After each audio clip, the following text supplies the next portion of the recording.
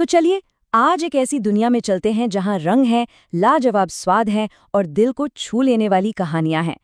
हम सफर पर निकल रहे हैं केरल के सबसे बड़े, सबसे शानदार त्योहार को समझने के लिए, जिसका नाम है ओणम।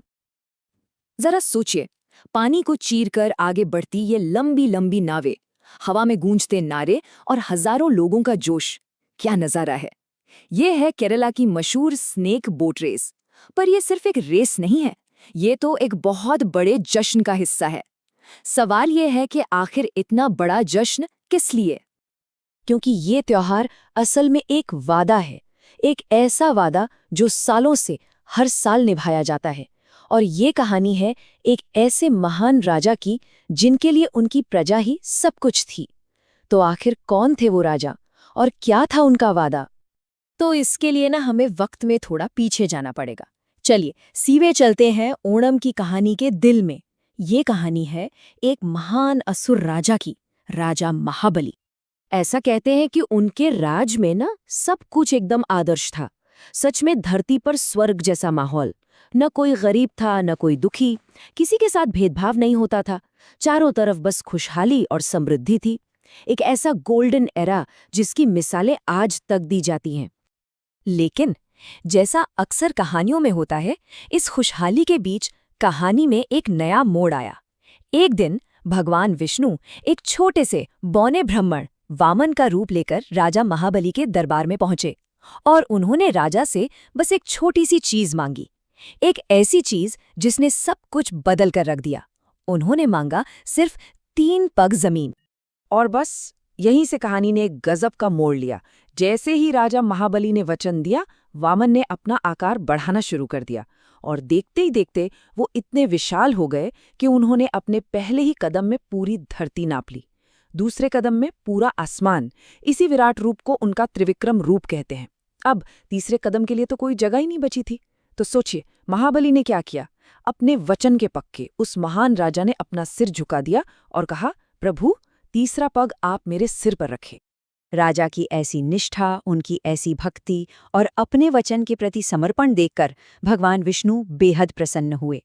उन्होंने महाबली को पाताल लोक का स्वामी बना दिया और साथ ही उन्हें एक अनमोल वरदान भी दिया।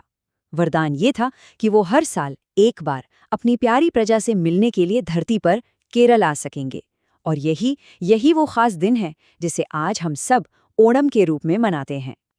तो सोचिए, एक राजा साल में एक बार अपनी प्रजा से मिलने अपने घर आ रहा है। ये तो बहुत बड़ा मौका हुआ ना? तो चलिए अब देखते हैं कि केरल के लोग अपने इस प्रिय राजा का स्वागत आखिर करते कैसे हैं। इस जश्न में क्या क्या खास होता है। ओणम की सुबह बस इमेजिन कीजिए, हवा में ताज़े फूलों की महक घुली हुई है। हर घर के आंगन में पूरा परिवार, बच्चे बड़े सब मिलकर फूलों से खूबसूरत डिज़ाइन बना रहे हैं। इन्हें ही पूकलम कहते हैं। ये सिर्फ एक रंगोली नहीं है, ये तो किंग महाबली के लिए एक वेलकम मैट है, एक प्यार भरा स्वागत।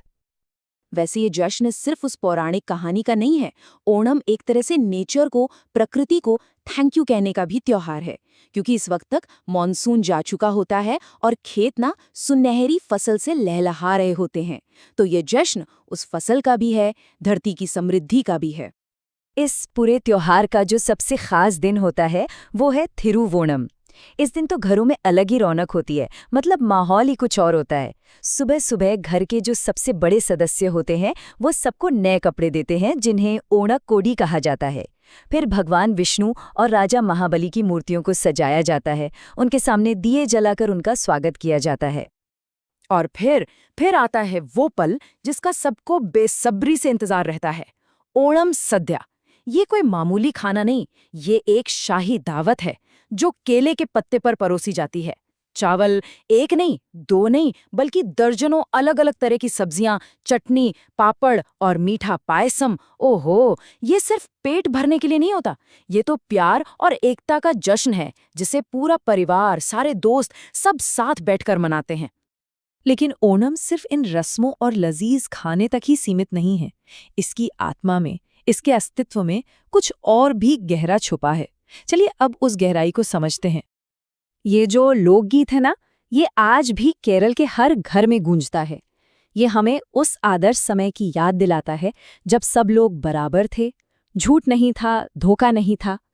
ओणम का त्योहार असल में हमें उसी समानता, प्रेम और ईमानदारी को अपनी जिंदगी में लाने की प्रेरणा देता है। और ओणम का मतलब ही है सबका साथ आना। इस दौरान कथकली के अद्भुत डांस ड्रामा देखने को मिलेंगे। महिलाएं एक साथ मिलकर कई कुट्टिकली नृत्य करती हैं और बच्चे तलपंतुकली जैसे ट्रेडिशनल गेम्स खेलते हैं। पूरा माहौल खुशी, संगीत और जश्न से सराबोर हो जाता है।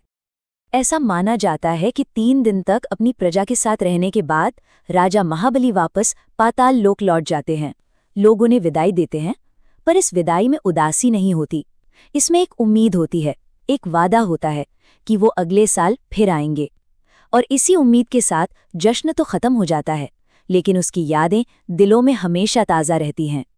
तो अब याद कीजिए उस शानदार बोट रेस को जो हमने बिल्कुल शुरू में देखी थी।